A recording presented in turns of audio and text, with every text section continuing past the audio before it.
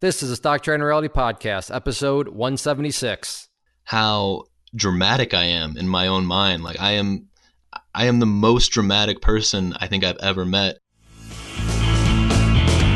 This is the Stock Trading Reality Podcast, where you get to see the realistic side of a trader's journey.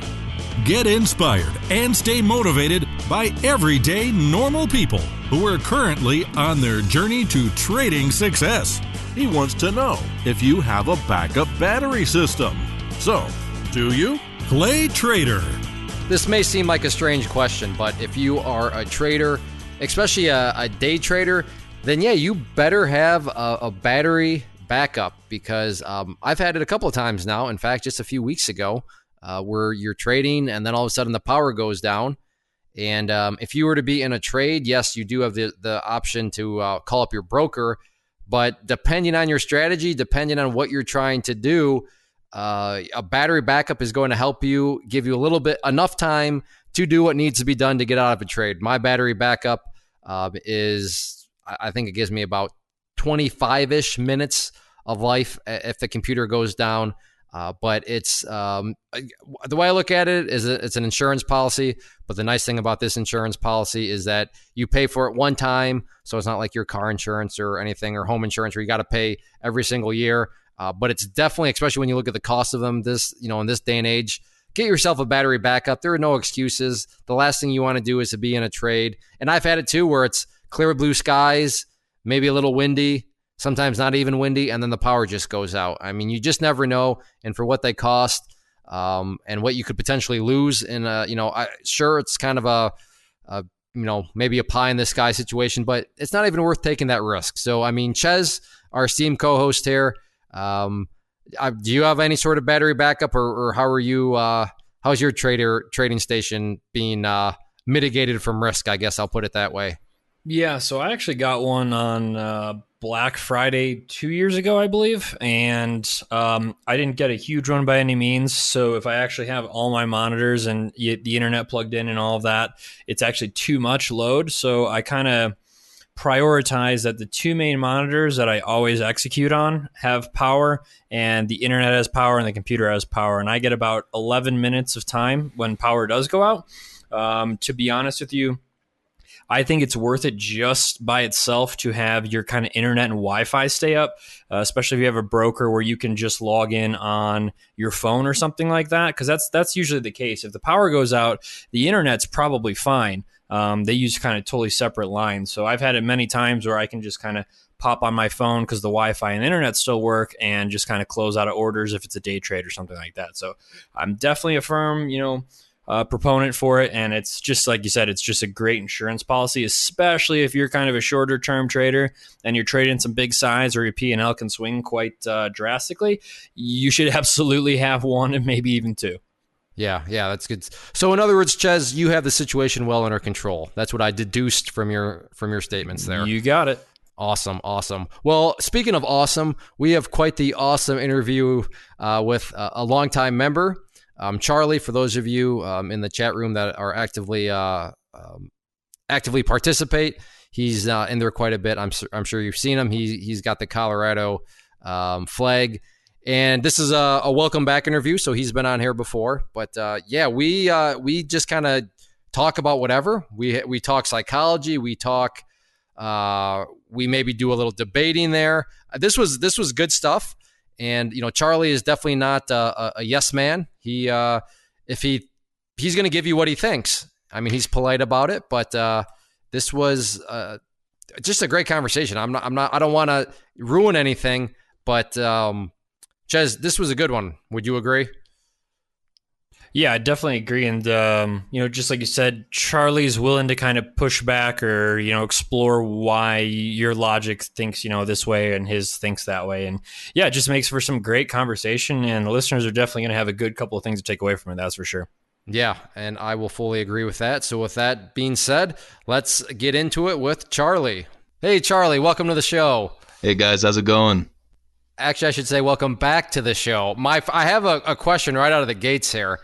Are you kind of nervous right now? Because last time you were, I think it was the first ever, just one-on-one, because Ches was not able to make it But now Ches is here, so there's actually 2 against 1. How are you feeling going into this now?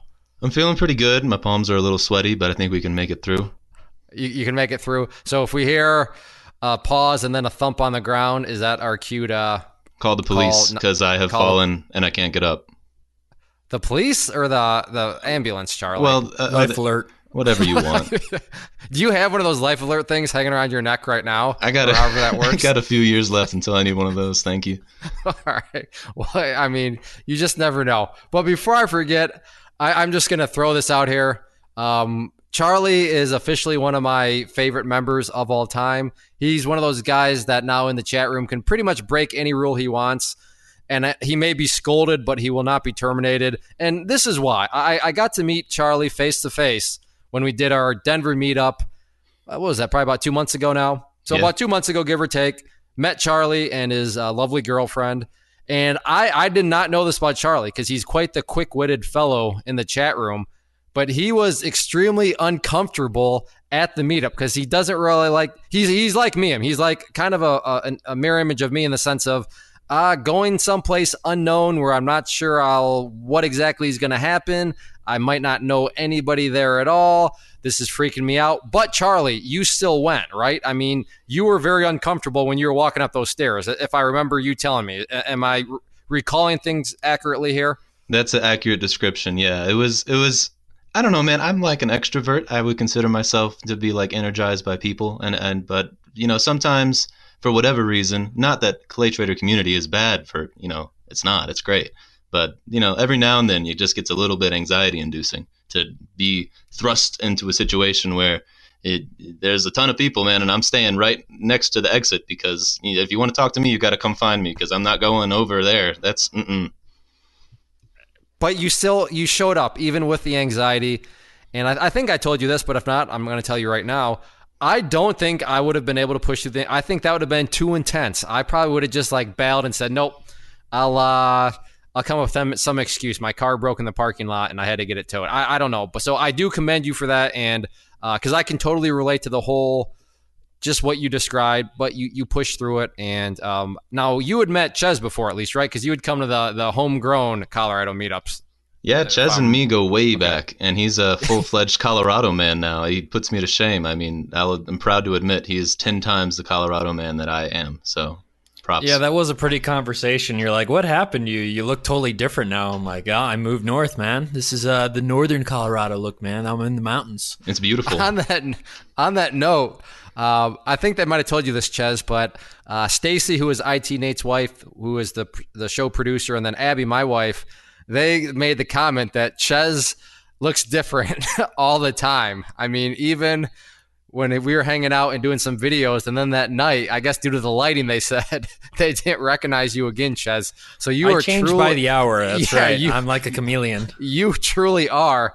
I'm starting to wonder if you're some sort of like Russian or Chinese spy or North Korean spy. I mean, because the way you just assimilate so quickly, people just don't even recognize it's you until, I mean, it's almost too late. Grabbing my other passport here, and I'll see you guys later. I didn't recognize him at all. I mean, it actually scared me when I realized it was him. I was like, oh my gosh, hey man, how's it going? Yeah, and listeners, I realize this has nothing to do with trading, but this is a welcome back show, so we just shoot the breeze. We'll get to some trading at some point, but when it hit me, Charlie, with Chez's the Florida meetup, because he had just moved to Colorado. So the last time I saw him, he was kind of still in like Southern California mode. But then all of a sudden he shows up in Florida with the flannel coat on and all this stuff. And no more fancy shoes and fancy shirts. It's all about utility. Yeah, he had beef jerky hanging out of his teeth, and he had, just straw out of my hat. Yep. Yeah, deer poop all over his jeans or elk or whatever. I mean, the guy is a Green Beret. He just assimilates so quickly. But yeah, I don't know how yeah. So I do, in all seriousness, Charlie, I do really respect you and appreciate you for still coming to the meetup and hanging out with us all, even though you were kind of stressed out with that. So thank you very much for doing that. I appreciate it, man. Thanks. And congratulations on that little pay raise you gave yourself too. Before I forget to thank you for that. That was a cool story you shared. Yeah, so slab money method. I got to represent. Yeah, man. You guys got to check it out. Well done. All right. Well, I failed to do homework. Ches, did you do any homework, or Charlie? Do you know off the top of your head what episode were you on first time around? 64. Hey, all right, you did your homework. 64. This is now episode 176. So if I'm doing the math right, carry the 2. What is that, like 121 episodes, 22 episodes ago, something like that? So it's been a while, Charlie. It's been a minute, while. Yeah. Yeah, it's definitely been a minute. But I guess, can you nutshell what happened during that first interview and kind of what got you into the market really quickly, what we talked about, and then probably most importantly, if you can remember, where exactly did we leave off in terms of your journey? Yeah, so basically the first podcast was me talking about how I started off with stocks because of some Motley Fool ad that popped up on my computer, and that got me really interested. I went on Reddit to the penny stocks section, of course. I got infatuated with penny stocks. I did the, very typical hold it, it's going to go to the moon thing with AVXL. I don't know how they're doing now, but I thought they were going to go, gangbusters on me. And so after that, I joined the Inner Circle on November 21st, 2015. And I joined CTU 5 days later.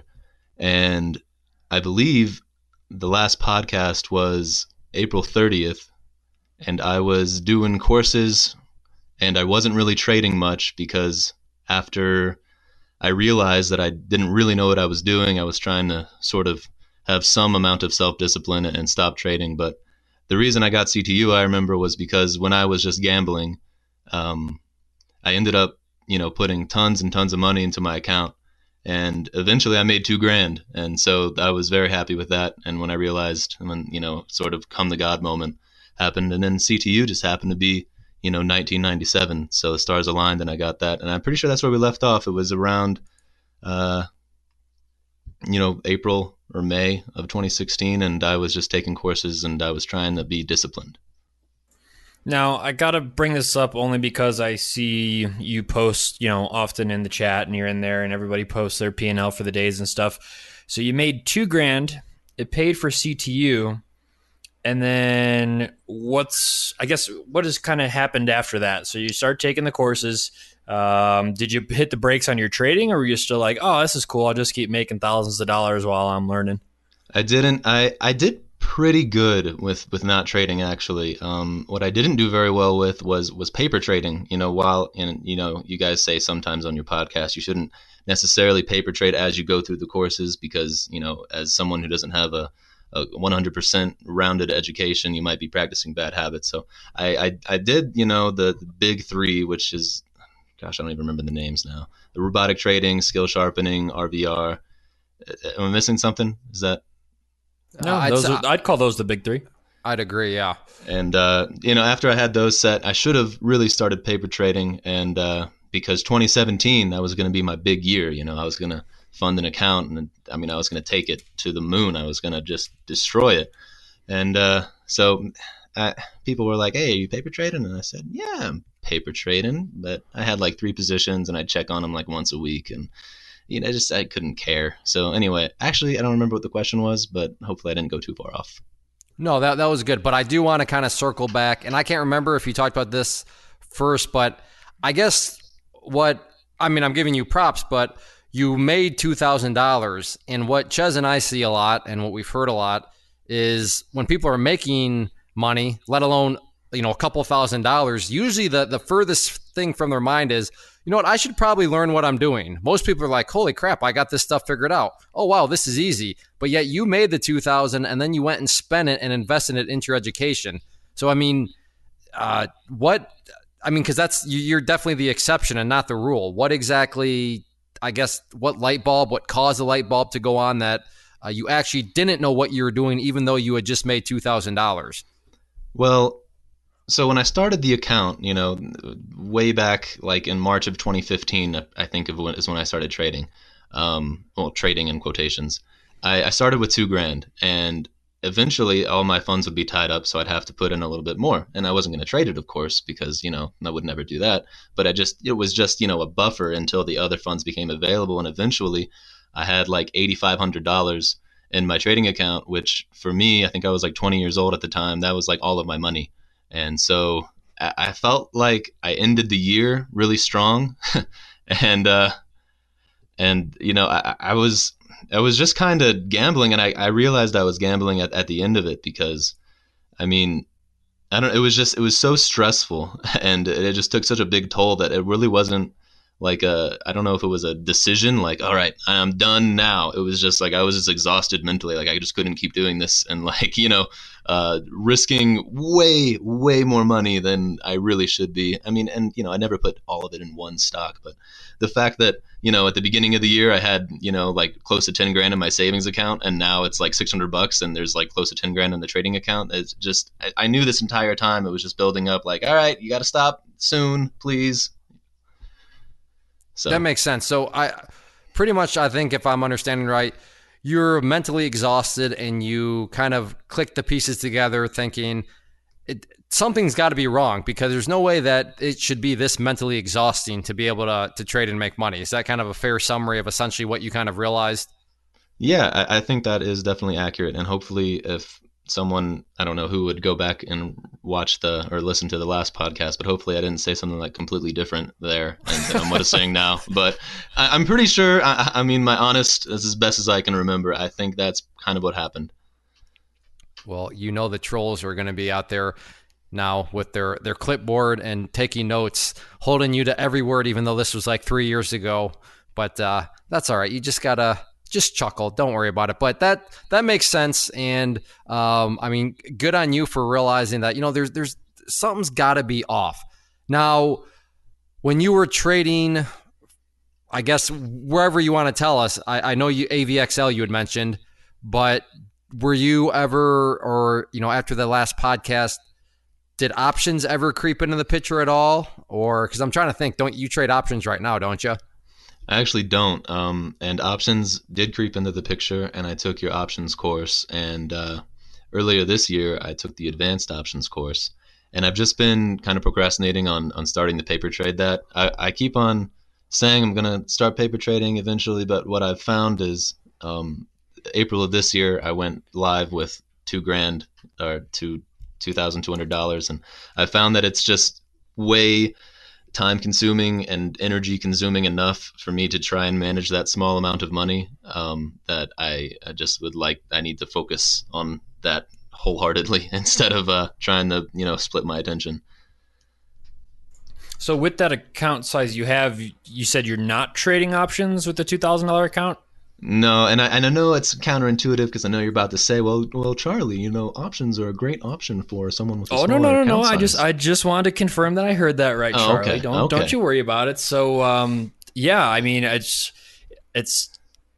sounds crazy to me. However, there must be a reason for it. So what particular reason did you decide to kind of go to an account that size? Did you just want to take some of the risk off the table and kind of really get your feet under you before you kind of put more money back into it? Or did something happen? Because it sounded like you didn't blow up, $6,000 of your account that you're originally using. Well, that's true. And to answer that question, I'd like to actually bring it back to shortly after the last podcast we did. And so remember how I said 2017, that was going to be my year, right? To the moon. Yeah, to the moon. And so what ended up happening is, like a week before 2017 hit, I'm funding an account with Interactive Brokers. I put $3,000 in it. Not really any reason why. It just felt correct. And I'm thinking, I've taken the courses. I've wasted a lot of time gambling with penny stocks, and I've, also spent a lot of time learning properly now. I have a fair amount, maybe a minimal, but fair amount of experience. And I'm just going to rock this thing, man. So I am just pumped. And I go in the TD Ameritrade and I'm looking at all these charts on POS and, looking at all these setups. And I'm thinking, man, I'm going to be rich. And PK, I think it was PK, he had this thing for 2017 where he was going to do $500 to $50,000. That was his challenge. It was like the Sean challenge, but I guess that wasn't impressive enough. So he had to step it up a little bit more. And he posted about it in the chat room. And I think Hooch was like, you really should just focus on trading. Trading's hard enough. And I'm thinking, oh, yeah, that's a good piece of advice. But in my mind, I'm thinking I'm definitely going to turn this 3,000 into 10,000. No problem. but I didn't post it because I didn't want to get scolded in the IC. So, I start off and I got I'm thinking, all right, well, I'm only allowed 3 day trades because it's a margin account and I have less than 25 grand.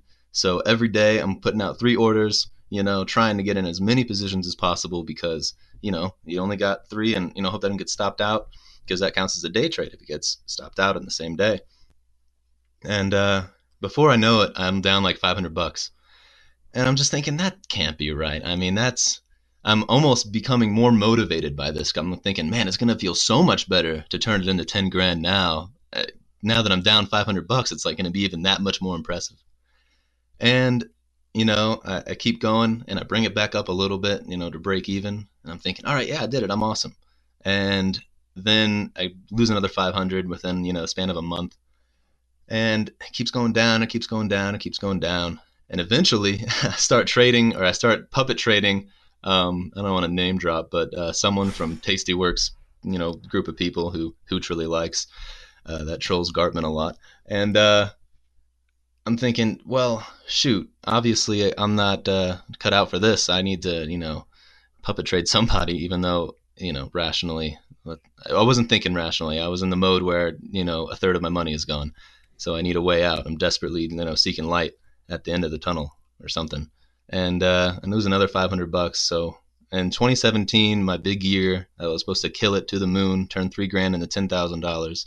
By May 10th of that year, I had lost $1,586.57. I know the number to the penny because it was that painful. And at this time also, I'm sorry, this is a huge monologue, but at that time also, the market was like roaring, man. And it was just out of control. Ever since election time, it was just, so that was like insult to injury, man. I was just dying inside. I'm thinking, I took CTU and I did everything right.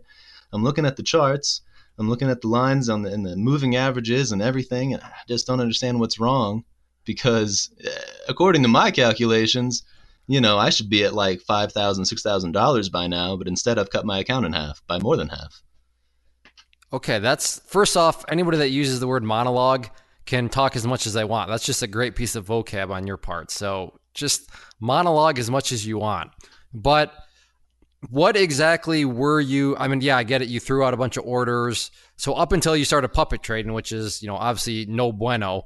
But what exactly, were you trying to play breakouts? Were you trying to play pullbacks? What were you doing that wasn't quite working? Like, what was your approach? Well, I remember, and I actually did try to look up on Thinkorswim the lines that I drew, but they're not there anymore for whatever reason. And but the way I remember it is I was trying to play breakouts, and I don't remember the actual terminology of the stuff that you taught in robotic trading. I just remember what it looks like and what it means. But basically, I'd have 2 converging lines on my chart, and I'd say, all right, this price is going to break out of here. And maybe it did, maybe it didn't. But I realized that most of my trades were usually green after the fact at some point during the trade. Not a huge amount, but those breakouts just never happened. I don't know if I was, poorly picking these choices. To my memory, and I'm doing fairly okay now. And I'm thinking back, and I don't think there was anything necessarily wrong with my setups. The problem for me that I think I did wrong was not taking a step back after maybe the first month or so and saying, hey, maybe these are valid setups, but maybe this is just not the right time to be trying to play these. Maybe I should, evaluate, and this obviously isn't working. Probably don't do the same thing 100 different times or 100 more times and maybe, try to adjust. But I just kept doing the same thing. I was just frantic about it. And that was also a theme in the last podcast I do remember, is I was always frantic. And so I think that was what actually got me, was not trying to, realize that it's not working and then change something. Okay. So it sounds like it wasn't necessarily a strategy problem, but more so, like I said, you were taking that challenge, but you're like, I want to go 3,000 to 10,000. 2017 is going to be my year.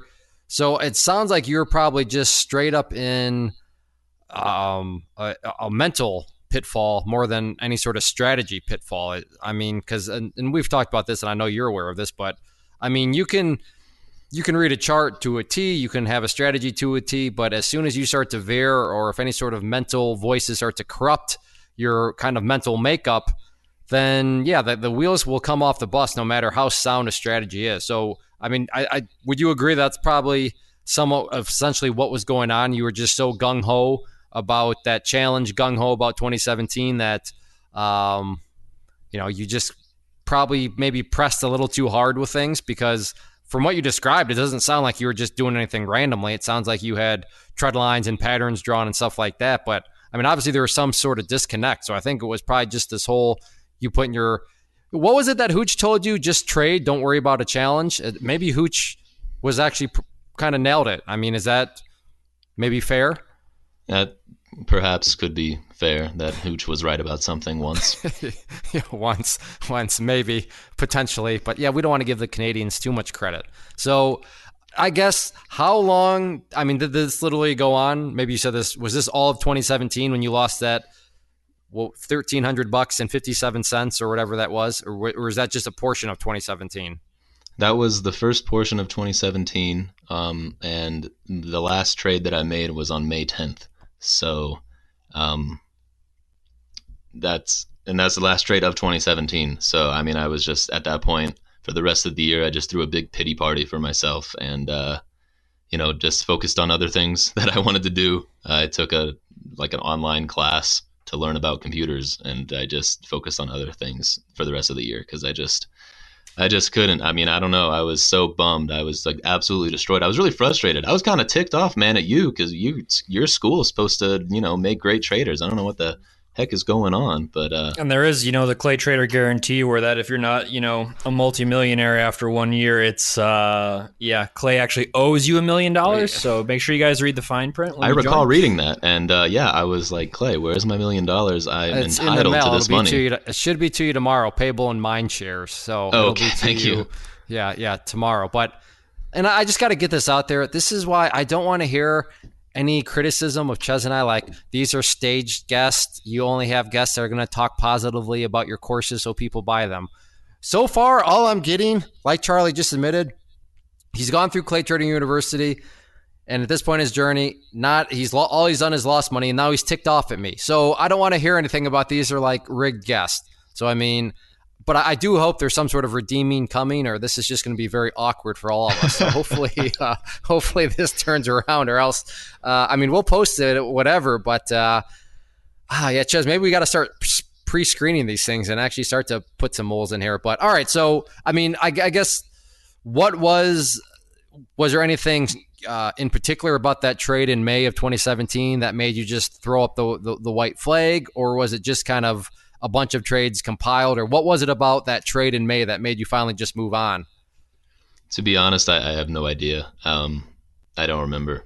That's all I got for you. Sorry. You hit your breaking point. So obviously you've come back, or maybe Clay just reached out in an email and you haven't touched anything in a while. But I know that's definitely not true. So obviously though, and I've been to that breaking point before. I've never taken kind of that long of a break, but I've definitely been to that kind of point where I'm just like, I'm ready to throw in the towel. Like, forget this. Like, this is how it is, and it's just quote unquote not for me. So you must have had enough passion, or something must have been nagging on your mind to kind of bring you back. So was it something like you checked, charts every once in a while, or did you hear about it on the news, or what kind of brought you back? What was the thing where you're like, I need to kind of check this out again?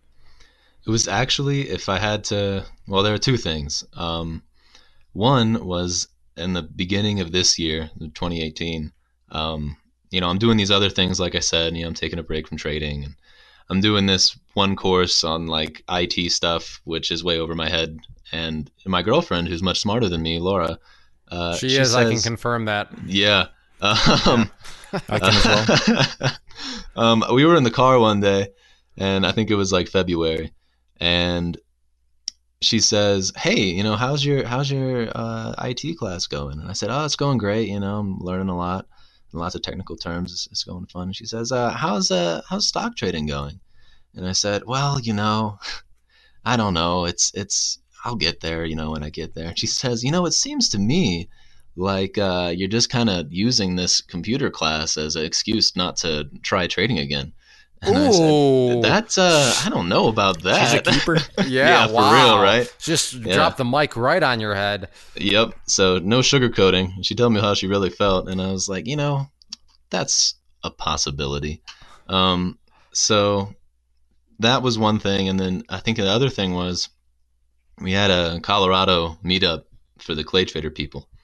And, that was just a good little helping thing, I don't know. You understand how that would help if you had a You're Colorado talking meetup. about one of your guys' organic ones, not the one from a couple months ago, right? Yeah, correct. Okay. Yeah, CO residents only. We check IDs at the door. Yep. Yeah, we actually I do remember that actual meetup where you're like you hadn't been involved in the markets in a while. So I'm glad you actually showed up to that. That's good. So did you kind of come to the one that was at a Texas Roadhouse, or is that one of them where you guys went camping or whatever? Where was that one at? That one was at the diner place, wasn't it, Charlie, if I'm remembering right? That was at Texas Roadhouse. The camping one was after that, and then we had the one at the sandwich place. I think that was a diner you're thinking. How many of you guys had? 3. Jeez, man. I'm 1 for 4 with the Colorado people. But okay, so you starting to kind of, is it safe to say that you kind of listened to your girlfriend and maybe put some thought into that maybe you were just kind of using other stuff in your life to give you a reason not to kind of come back? That is absolutely accurate. And then around, I don't know if it was April or February, March, which comes before April, I decided to do the political party of the alarm clock thing, and I just slammed Clay's advanced option course over the span of like 2 weeks. And after that, I was in the mental state where I was amped up enough, and I had gotten the habit down of getting up early again to kind of give it another go. How early were you getting up? Well, I can take no credit for this because, again, my girlfriend, she works managing a coffee company, and so she has to get up at 3:30 in the morning to open her store. Because I guess if you're, providing coffee to people who are waking up to go to their jobs, you have to get up before them. So that's how early. Yeah. That's how early I was waking up, and I never was 3:30 in the morning. 3:30 in the morning, yeah. Wait a second, we bumped heads a couple times in the lounge, didn't we? Yeah. Wasn't I up early at like my time, Eastern time, 5, and then you were up. So I did the math, carry the 1, divide by, okay, it's like 3 o'clock for Charlie right now. So I do remember that, actually. That's when I think I was working on the slab the real course. estate course or the slab or something. Okay. Yeah, so that's when, and you were up at that point doing the advanced option stuff. Yep, and it sucked, man. That was a long, long course. Why'd you got to do that to me? I actually, by the way, I just raised the price on it today. Because I was thinking about it, I'm like, you know what? That's a huge course. Like, it's a very huge course. Yeah, some people would charge like $1,000 for that thing, and because it's got like there's a lot of content in it because there's a lot of stuff. So I'm looking, I'm like $297. I'm like, no, $347. So literally, as of the recording of this recording, but today when we're recording it, the price went up to. So Ches, by the way, FYI, if somebody's asking about the advanced option course, no, their eyes did not deceive them. There are no glitches on the website. It is $347 now, which is still a total bargain for. I mean, isn't there like 40 hours of content in that thing, Charlie? I mean, there's a lot of video in that one, isn't there? I can't tell you how many hours are in there, but I do know that I started to take it like 2 times and I quit. And before I took it the 3rd time, which is the time that I eventually succeeded, I actually had to take a good 20 minutes out of my day and just go down the courses. And I, separated them out by time and by subject. And I said, all right, in one day I can do, 2 of these, videos. And that's how daunting this course is. So it's not for the faint of heart. Yeah, I mean, there's a lot of stuff in it, but would you agree that you get your money's worth, though? Will you at least give me credit for all the content via, the price that is attached to it? Yeah, I guess I'll give you that one. It's pretty good stuff. Yeah, thanks, man. I appreciate that. All right, so did you say a month or 2 months you got through that course in? I think it was about a month. Okay, a month. And where did things go from there? Did you just start paper trading right away? Did you hop into cash, or did you just, I guess pick things up from that point?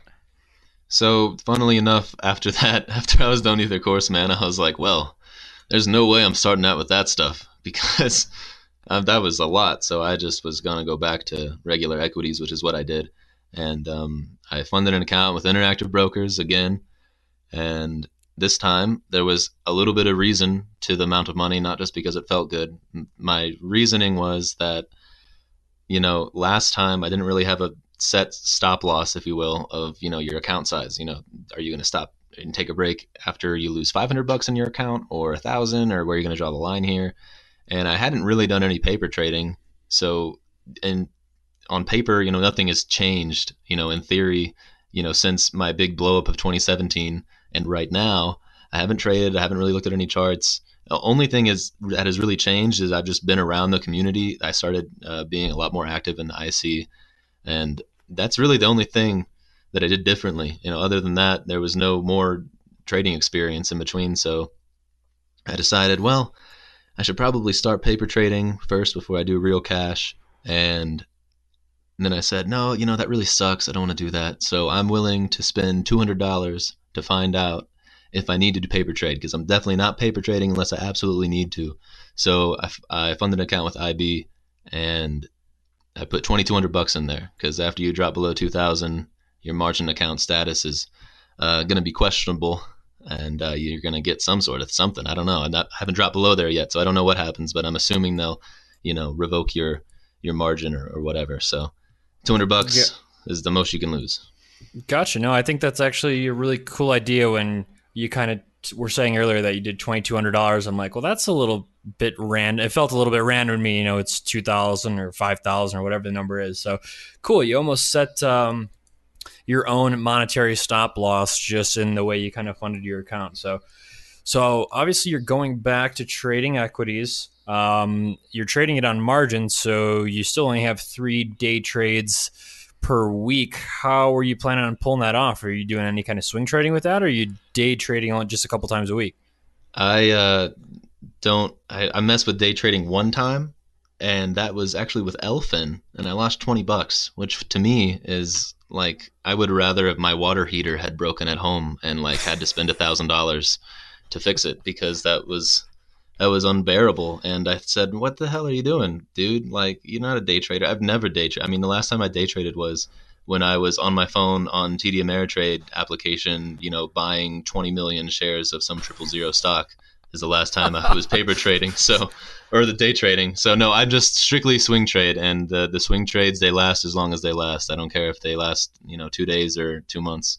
So the $20 just, it chapped your behind, because it was more of a, why am I being an idiot, rather than the actual monetary amount. Did I understand that correctly?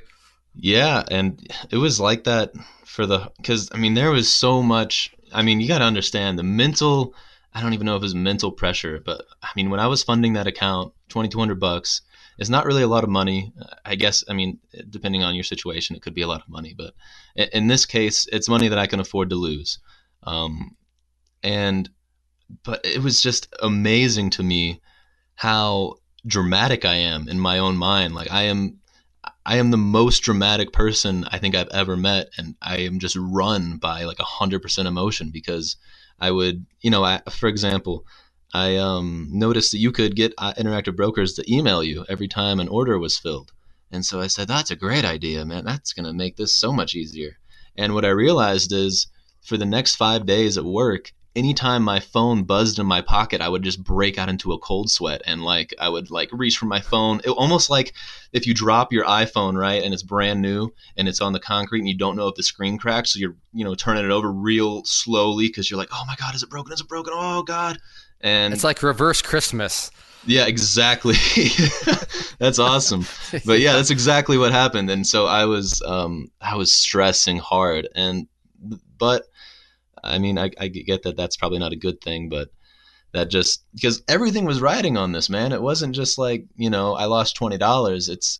I'm 10% closer to having the paper trade. I'm 10% closer to not being good enough to do this. I'm 10% closer to the last 3 years just meaning nothing. I'm 10% closer to, just like being absolutely like ego destroyed, just confidence absolutely just decimated, man. Like it's a big deal to me. Have you ever, and I'm just thinking, have you ever tried to adopt the attitude of I don't care, like whatever happens, I don't care? Because I feel like you want to succeed so much that it's like literally counterintuitive at this point. Like you're putting too much pressure on yourself. I mean, am I out in left field, or is that maybe some sort of, I mean, you really want to succeed is what I'm gathering, Charlie, right? I really, really do. And I think most of that was just, the first couple weeks of me like being back in the game were kind of stressing me out. And it's gotten better. I mean, I'm still kind of, I'm definitely not a cool cucumber type of guy about it, but I've gotten a lot better. But the last time that I didn't care about anything was actually in the first year when I was gambling, and I lost so much money that I was just like, whatever, I don't care. It's not even real at this point. Turn the lights off in my house. I can't afford the mortgage.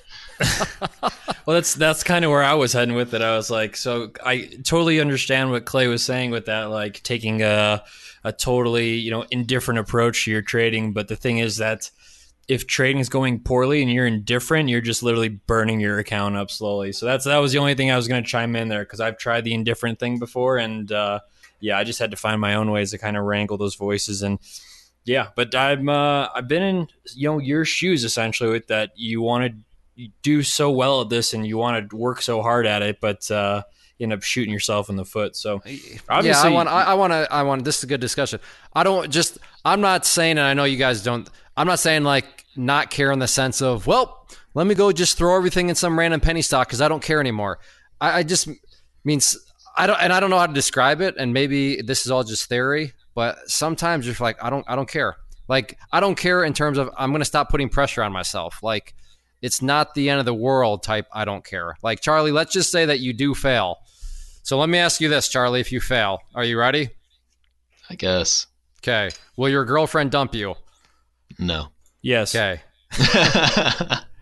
Are you going to be kicked out of your house or apartment or wherever you live? No, I'm not. Okay. Are you going to lose your job?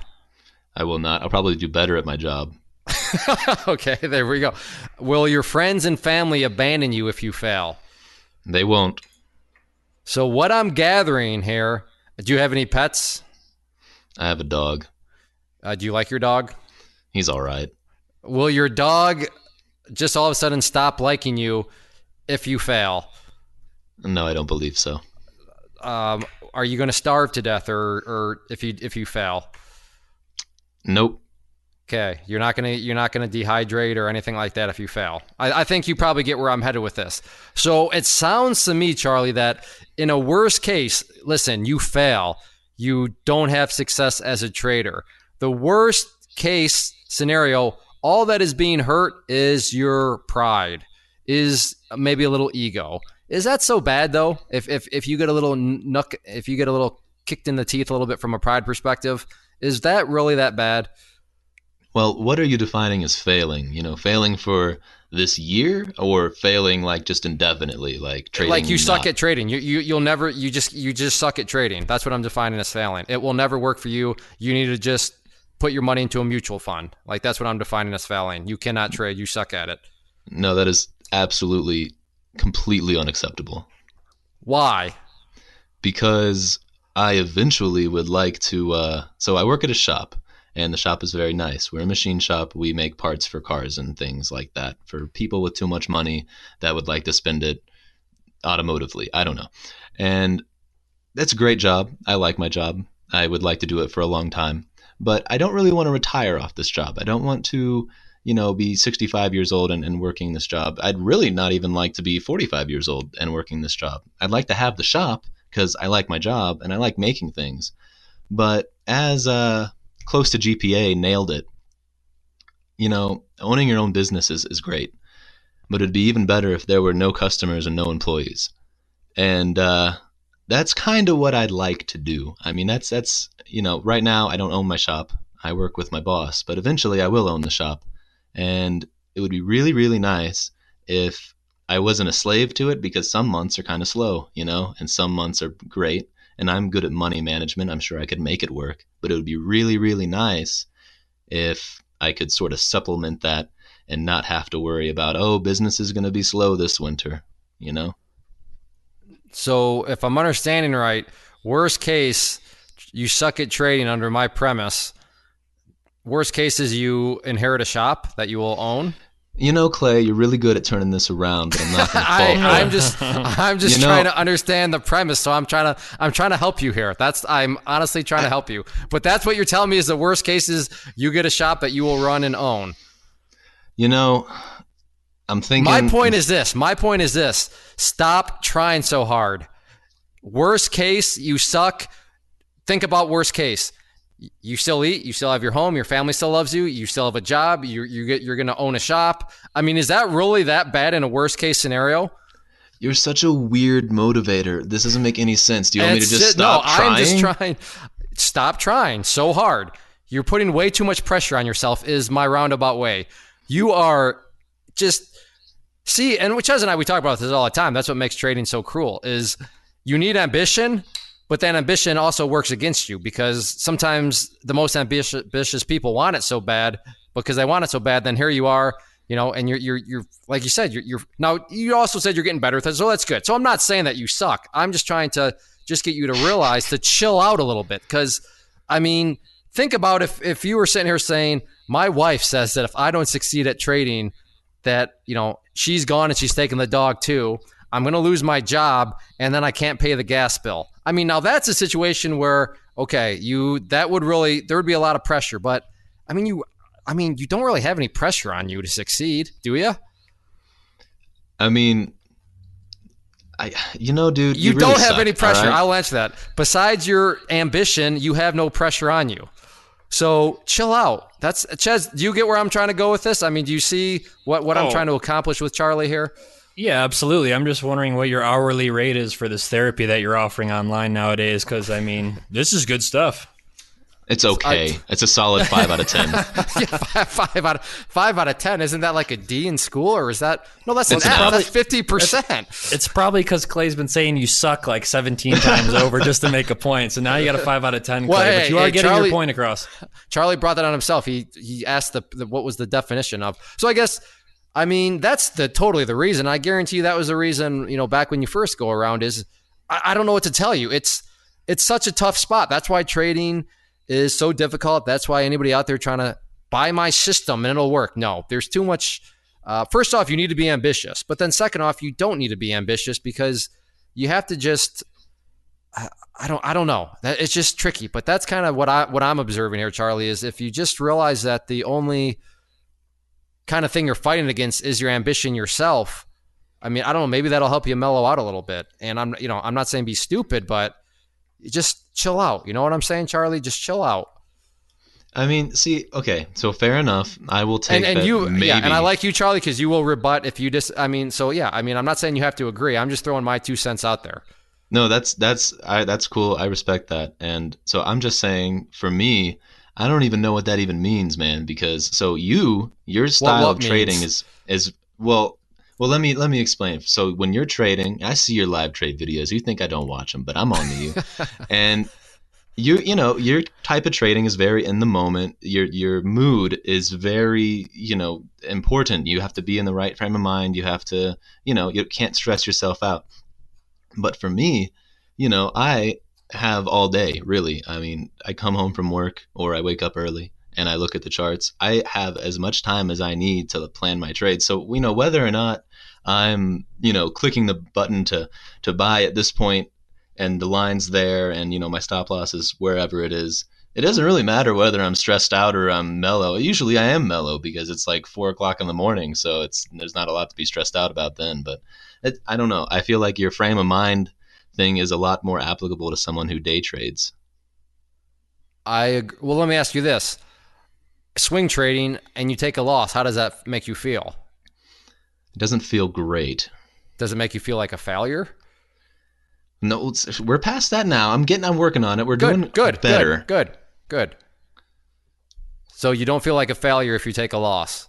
No, I don't. And thanks in part to Patty, who I think a couple podcasts ago said a trade that hits your stop loss is a good trade.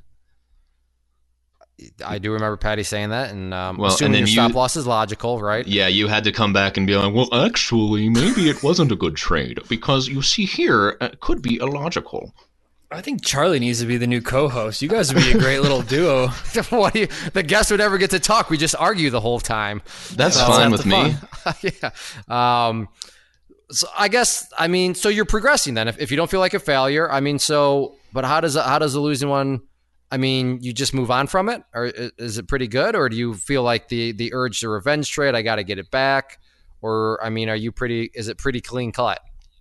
It's getting better. So I'll give you an example. So, when I started out, obviously we already went through the whole stressful thing of the first couple of weeks. Everything was stressful. Didn't matter what was going on. And then like maybe a month ago, maybe 2 or 3 weeks ago, I'm looking at, I don't remember the name now, but the point is that, Dimly Witty was trading it, right? And he was day trading it, of course. And, we were both shorting it. And I was pumped, man, because I had this on my chart from like the day before, and I kind of saw like, where it was at the trend line, and I'm thinking, man, I'm going to short this as soon as the market opens up. And I shorted it, and I got like to the penny, the highest price of the day. And then it, jumps below grandma number. I think it was a whole dollar, or it didn't move a whole dollar, but it moved below like $13 or something. And, then Dim comes on in the chat and he says, oh man, I'm shorting this. And I'm thinking, wow, I am so flattered because, up until this point, and I still don't consider myself even to be like a 5 out of 10 trader. I'm still, even though I've been here like 3 years, I still feel very new. And so the fact that, me and Dim are in the same trade and I actually have a better average price than him, that's amazing. So I'm like feeling it, man. I am just pumped. I'm over the moon. And it goes down and it goes down, and he gets stopped out at like, I don't know, 1276 or something. And it's still going down. And I'm thinking, wow, not only were me and Dim in the same trade, but I got a better average price. And it's now going in my favor even more. I am killing it. And I think what happened was the next day, all that progress it made downwards, it just clipped up in the first like 5 seconds of the day. And it hit me right where I got in. Like, so all that, unrealized profit was, null and void. And I just got out of there for like a $0. And I did revenge trade and it sucked. And I lost $50, which for me is like 2.5% of my whole account. So that's like, to me, that's like earth shattering. And I revenge traded again after that. And I lost another, for me, like $30. And after that, I decided, hey, revenge trading is a bad thing. And I, went on the IC, and I think I typed like, I will not revenge trade like 5 times or something. I don't know. It's kind of juvenile, but it really did actually work. So we're there with revenge trading, no more revenge trading. And another thing is when you revenge trade and you're like me, you're doing it from your phone, probably like working on a lathe or something. So you're revenge trading, you're going to lose $50, and like maybe your arm's going to get cut off or something because you're not paying attention to the machine. So, I didn't even think of that. It's true. Yeah. Brutal. So, revenge trading's bad. We're past that now, and red days I got are a question. Okay. Actually, Charlie, let me bring up a proposition here for you. So, what the heck were you doing on this one where all your unrealized gains were evaporated? I mean, did you not mitigate or anything? Or I mean, it sounds like you were killing it. Clay. Some of us don't have $25,000 in their account. They have to wait a day before they can liquidate. I was just because you're worried about because you're worried about the pattern day trading rule, aren't you? I am. See, here it is again. Did you not have any day trades? Dude, no. Did you have any day trades? Clay, no. You cannot even go there with me. Mister, I have $100,000 to throw at Facebook in my live trade videos. No. Did you have any day trades? I don't know if I did, but let me tell you this, sir, that day trades are exclusively and only for stop losses, because if you never want to have 2 out of 3 day trades left in a week. That's not good. How much profit were you up? I don't know. So 1309, and then it went probably like 1268. So like $50. 12. There you go. So honestly though, how much unrealized were you seeing? Like ballpark? It was probably about $50, maybe $40. Okay, so $50, and here you are saying, well, a $50 loser is like 2.5% of my account. So it sounds like you value $50, right? I do. So here you are looking at something, your words, not mine, you value it, and you're looking at $50. It's not worth using one of those day trades just to make sure that you lock in something for an amount that you value? All right, I will eat some humble pie just this once because I guess I should not be lecturing you on how to trade. So maybe you have a valid point. Perhaps, maybe. Actually, this is no, and you're not alone, but this is for, I won't even go off on the government, like government. This is why you are costing people money, government. But so that's your get out of jail card. But at the same time, to, just everybody, Charlie and listeners, this is why the day trading rule is, it can handcuff you. Charlie, you were handcuffed because, in your words, and I understand, I respect. Nope, a day trade's only going to use for a stop loss because I don't want to use a day trade to mitigate because, well, I only have 3 of them. And here Charlie is being handcuffed by this stupid rule, but it is what it is. So if you're going to do this, I mean, there's it's just a slippery slope. But I understand why you did it. But at the end of the day, I mean, you can't just sit there and not do anything for an amount that you value. So it's just, you get what I'm getting at, though, Charlie. I mean, I totally get your side of things because it's just such a stupid rule. But I mean, at some point you got them, so you might as well use them, especially when you were killing it on the trade. You're right, and actually, oh, sorry, Ches, dude, go ahead. No, I was just gonna say I totally understand that you were so stoked to get into the same trade as Dim Lewitty, but I just wanted to make sure you understand that Dim like short-term trades this stuff for the most part, right? Yeah, and that did cross my mind, but mostly I was flattered and mostly I was pumped. But there was like a split second where I was like, wait a second, if Dim's in it, then like, is that a good thing or a bad thing? I'm not sure. Yeah, he's just. I just wanted to make sure that you were aware that he trades kind of a much shorter time frame. Yeah, definitely kind of a day trader versus swing trader. But that's okay. I would fully agree that I'd be super happy if Dim posts the same thesis that I had, and I'd be like, oh, cool, that's good. Dim's very good at trading. Yeah, I was just fangirling. And maybe another way to look at this, would you be happy with 2.5% account growth per week? Or is that, nah? Dude, okay, this is great because I was hoping that we would talk about this and I totally forgot, so I'm so glad you brought it up. If I may, can I just take a step back for a second? You may. Okay, so first off, this will make you happy and make me look stupid because I just ranted about how stop losses are only for, or day trades are only for stop losses. And I actually do remember now, I did put a stop loss right at 1603 or 1303. I don't remember what the dollar amount was, just because it was above that grandma. And I thought there's no way it's going to get back up there. So if it does, I'll take $5. And the reason that I was happy with $5 for a profit is because, when I started trading, I didn't have any frame of reference for what I was doing. I just knew that more money is better, obviously. I'd like to have more of that. And then, whenever you released your Grow Rich thing, that was really nice because it gave me some perspective. I'm thinking, all right, well, now my trading account isn't going to be for retirement because, look, there's this special account set aside for that, so I don't have to, do that. So it just helped me kind of like, put something where it should be in terms of, what am I aiming for? And so we should talk about this because... So, when PK said $500,000 to $50,000 in a year, that's kind of unrealistic, probably, for most people. And that's fine. And, maybe 3,000 to 10,000 was a little unrealistic, too. And so we should talk about goals because I'm thinking, what is even going on? So my girlfriend, who third time, way smarter than me, she's saying, so your account's only... $2,200, right? And she's like looking at the trading platform and she sees like I have 3 positions and she's saying, well, how much do you want to make? Like, for your year, and I'm thinking, well, I would like to make, at least 10 to 20% over the year because if I'm not doing that, I might as well just buy a mutual fund or something. And she says, well, like, what do you want to make? And I'm like, I don't know. I have no idea. She's like, well, maybe you should figure that out. And so I was like, all right. So I did some looking. I looked at one of your like end of months reports, Clay. And, I decided, 1% a week. 1% a week account growth, that would be phenomenal. That's like 60% if you compound it like over the course of the year. And 60% over the course of a year, if you can do that consistently, is like amazing. So I'm thinking, well, am I being too ambitious with 1%? I don't even know. And so I try it out for, a while, and it's still kind of not really what I'm aiming for, but it's kind of what I'm aware of, where the 1% mark this week is, but I'm trying not to aim for it. Don't want to stress myself out. And she was looking at these positions that I had in the unrealized gains, and she said, so if you're only wanting to make $20 a week, right? And that's only like $4 a day. So how come in these positions you have unrealized gains of like $30 each?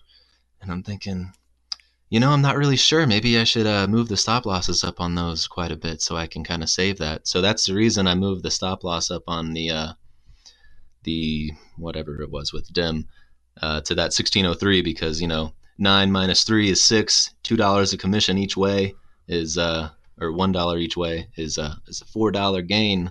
That's making it rain in my hood. Okay, do you get the point I was trying to make earlier, or where I was kind of headed with all this? Because I'm over here with my calculator. So 2.5% on $2,200 is $55. I don't know. Do you want to do a week or do you want to do a month? Because even if you're doing 2.5% per month times 12, 4% per month. You wanted 1% per week, I thought. Thank you, Ches. I'm glad someone's listening to me. Well, so 4% per month, Clay. No, let's do 2.5% per month. So 2.5 times 12 is 30%. A hedge fund manager would shove their own mother down the stairs if someone was like, hey, you can get 30% on your hedge fund this year. 30%. And this is not 4% like the two Colorado Indians, whatever you guys call yourself, are trying to imply. This is 2.5% per month. So just to throw this out there, hopefully kind of make you get around this day trading and not wanting to use them a little easier. I mean, think about it. You said you're up $50 on that trade. That's one trade in a single day where you were just, and I'm not saying you don't want to lock in all profits, but had you just used one day trade to, let's say, get $30 from it or something like that, I mean, there you go. You're you're well on your way to accomplishing your 2.5% every month, which is like really, really small. Would you agree that 2.5% per month is, basically $55 on $2,200? That is true, and you're so right. If you look at things in that perspective, does that make it do you think that would make it any easier to kind of burn one of those day trades in order to lock in those gains to mitigate against what happened to you? Which, by the way, thank you for sharing, because that story does suck, but I appreciate that because that's a good learning example. But do you think that would help you at all from a perspective point of view? That is a good tidbit that I will be, keeping in my mind for the future. Yeah. First off, your girlfriend, she's a rock star, as we've established, but her logic is flawless. Like, she is totally, you have no rebuttal against that. If you're wanting to get, what you said, you two goofballs said 1% per week. So how many weeks are there in a year? 52, right? Yeah. Mm-hmm. So you guys are saying 52% a year, which, again, I'm not saying you guys are being unrealistic, but when we start to look at things like this, we're all feeding off each other nicely and proving the point here, where if you told a hedge fund manager, you want to make 50%, who knows what they would do for that? So buy Bitcoin. Yeah, there you go. So I don't know, Charlie. I'm just trying to spitball with you out loud and try to make just somehow rationalize burning those day trades a little bit easier for yourself. Because your girlfriend's right. There's no way around it. Her math is impeccable. Your mission is accomplished. I will definitely be considering heavily using day trades in a situation where not a day has passed, but my P&L is looking good. Yeah, and because and you know what? Worst case, let's take a worst case in this scenario. Let's say you absolutely kill it and you burn all 3 day trades in like 2 days. Well, all that means is, well, guess what? That implies that you had some really good trades. So you can't make any more trades because, you need to be able to put in a stop loss. But who cares? You don't need to make any more trades because the day trades that you burnt were putting you at your monthly quotas. So does it matter that now you can't trade because you don't have any day trades? No, because the only reason you don't have any day trades is because you were mitigating and locking in gains that were hitting your quota. So it's kind of like circular logic that feeds off each other. Do you follow my my rationale there? That's actually really, really great. And you could actually, take the remaining day trades you have and say, well, if I want to make $4 for the rest of these days, if I have, $16 in P&L, well, then that's the next 4 days covered. Don't have to trade.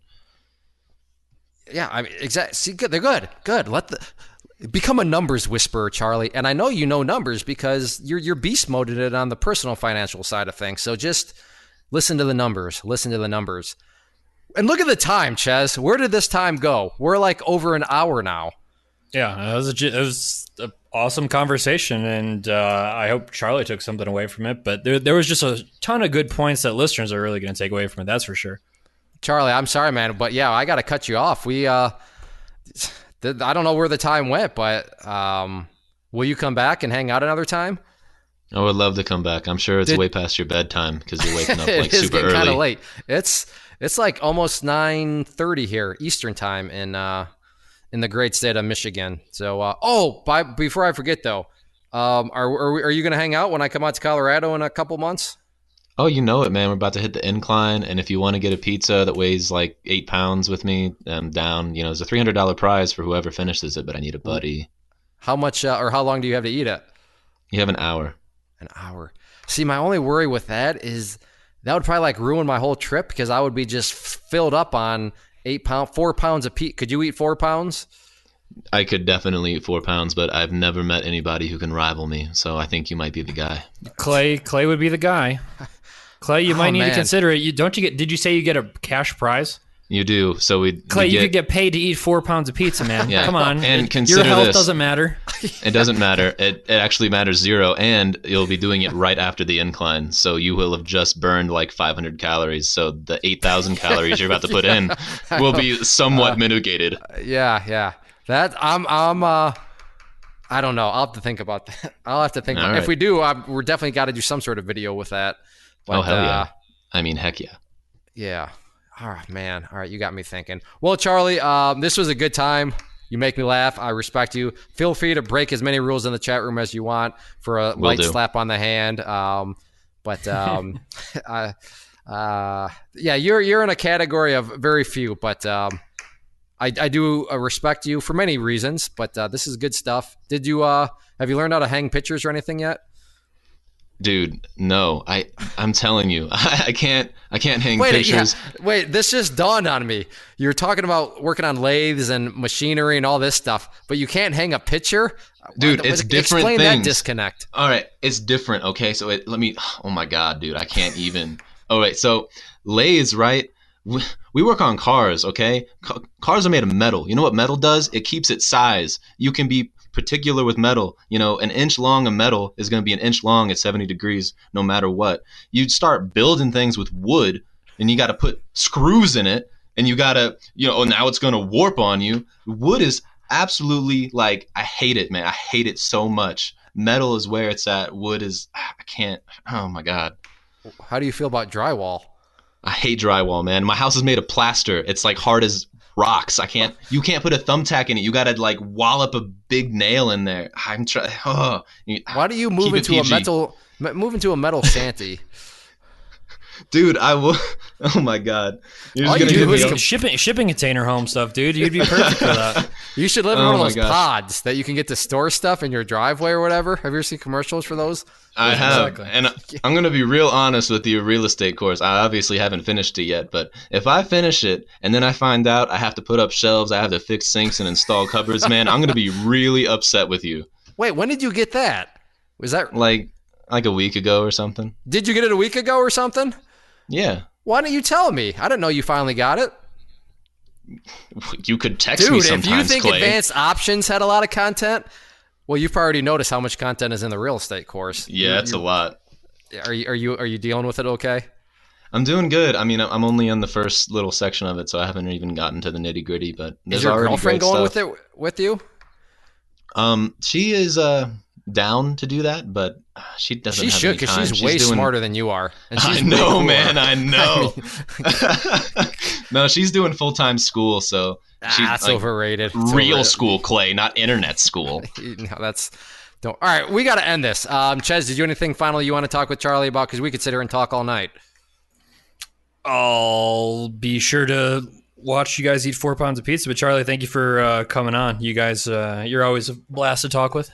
Yeah, thanks for actually showing up this time, Ches. I appreciate that. I wanted to. I want to make Clay sweat having to conduct an interview on his own, and he passed with flying colors. So good job putting him through the ringer. I have no idea how I ever managed to wrangle Charlie by myself the first time around. He must have just been much more polite that time, but I was still starstruck. Yeah, reverse starstruck. It's worn off. Yeah, it's good. Good. Yeah, I guess that's all I have to say to you, Charlie. So in all seriousness, though, thank you very much for hanging out this evening. Cool deal. Thank you. I do whatever it takes to talk about myself for an hour. I love it, man. I love it. All right. For you listeners out there, don't leave us quite yet. I have a few requests. First request, if you're listening on YouTube channel, make sure to check out the channel as a whole. There's live trade videos. There's quick tip videos. There's a vlog. Heck, there's a video to this whole Colorado meetup that we talked about. And Charlie's in the video, now that I think about it, flashing the peace sign. So if you want to see what Charlie looks like, just watch the vlog in the section of the Colorado meetup, and Charlie is in there. That's good stuff. Also, if you're listening on iTunes or any of the other podcast players, make sure to subscribe, and especially on iTunes, if you could leave us a rating, that would be great. And then finally, if you're listening on claytrader.com, the site itself, the show notes page, click that share button, leave us comments down below. We will read those and reply to them, and we appreciate any sort of interaction that you have. So thank you again to our esteemed co-host, Ches. Thank you again to Charlie, and thank you to you as viewers. And as long as you keep on watching and sharing your thoughts and feedback, we'll keep on finding people to interview. So thanks for listening. Thanks for hanging out. We'll see you back next week. This has been the Stock Trading Reality Podcast. Thanks for taking the time to hang out. To learn more about Clay and the Clay Trader community, including the trading team, premium training, and more, visit claytrader.com.